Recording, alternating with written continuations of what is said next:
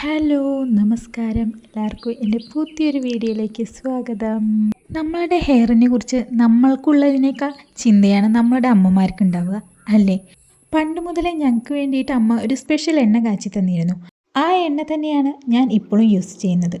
അപ്പോൾ ഞാൻ വിചാരിച്ചു ആ എണ്ണ എങ്ങനെയാണ് ഉണ്ടാക്കുന്നതെന്ന് നിങ്ങൾക്കും കൂടി ഒന്ന് പറഞ്ഞു തന്നാലോ എന്ന്. എന്നാൽ പിന്നെ ഒട്ടും താമസിക്കാതെ തന്നെ നമുക്ക് ആ പരിപാടിയിലേക്ക് അങ്ങ് കടക്കാം അല്ലേ? ആദ്യം തന്നെ എന്തൊക്കെ ഐറ്റംസുകളാണ് എണ്ണ കാച്ചാൻ വേണ്ടതെന്ന് നമുക്ക് നോക്കാം. നമ്മുടെ നാട്ടിൽ നിന്ന് കിട്ടുന്ന ഇലയും പൂവും കായും അതൊക്കെ വെച്ചിട്ടാണ് ഞാൻ ഈ എണ്ണ കാച്ചാൻ പോകുന്നത്.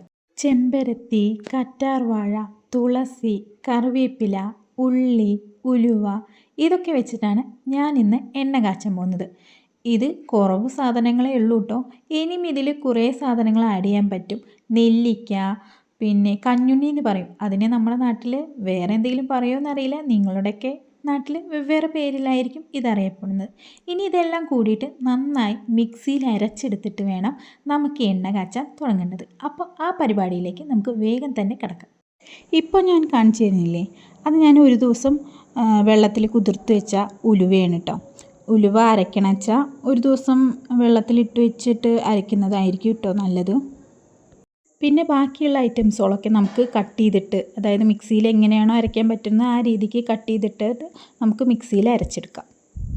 എല്ലാം ഇട്ടതിന് ശേഷം ഞാൻ മിക്സി ഓണാക്കാമെന്ന് വിചാരിച്ചിട്ട് സ്റ്റാർട്ട് ചെയ്തു. പക്ഷേ മിക്സി ഓണായില്ല. അപ്പോഴാണ് എനിക്ക് മനസ്സിലായത് ഞാൻ ആ സ്വിച്ച് ഓണാക്കിയിട്ടില്ല എന്ന്.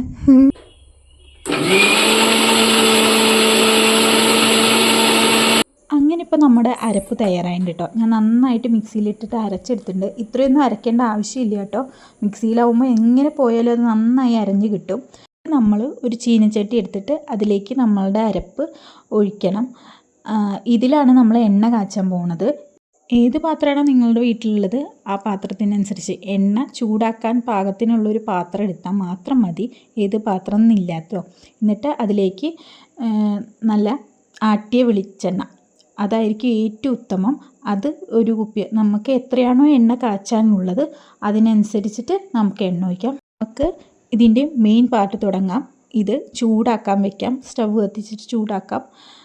ഇതിന് ഏറ്റവും വേണ്ടത് നന്നായിട്ട് ഇളക്കിക്കൊണ്ടേയിരിക്കണം. ഇനി ഇവിടം തൊട്ടുള്ള കാര്യങ്ങളൊക്കെ നിയന്ത്രിക്കാൻ പോകുന്നത് അമ്മയാണ് കേട്ടോ. ഇനി കുറച്ചധികം നേരം നമ്മളിത് ഇളക്കിക്കൊണ്ടേയിരിക്കണം. നന്നായി എണ്ണ തിളച്ച് വരണം.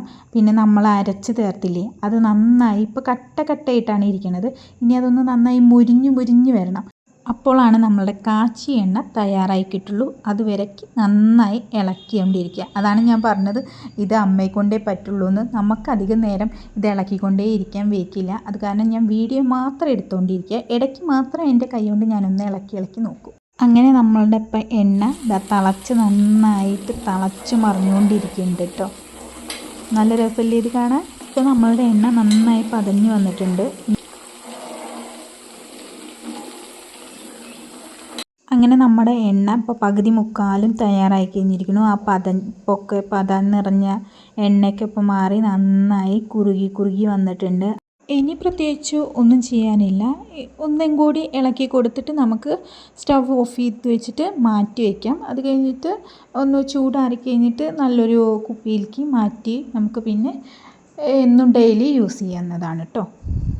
അപ്പോൾ ഇന്നത്തെ എൻ്റെ വീഡിയോ ഇവിടെ അവസാനിക്കുകയാണ്. എല്ലാവർക്കും എൻ്റെ വീഡിയോ ഇഷ്ടപ്പെട്ടെന്ന് വിചാരിക്കുന്നു. പുതിയൊരു വീഡിയോ ആയിട്ട് വീണ്ടും നമുക്ക് കാണാം. അതുവരേക്കും എല്ലാവർക്കും ബൈ. Thank you.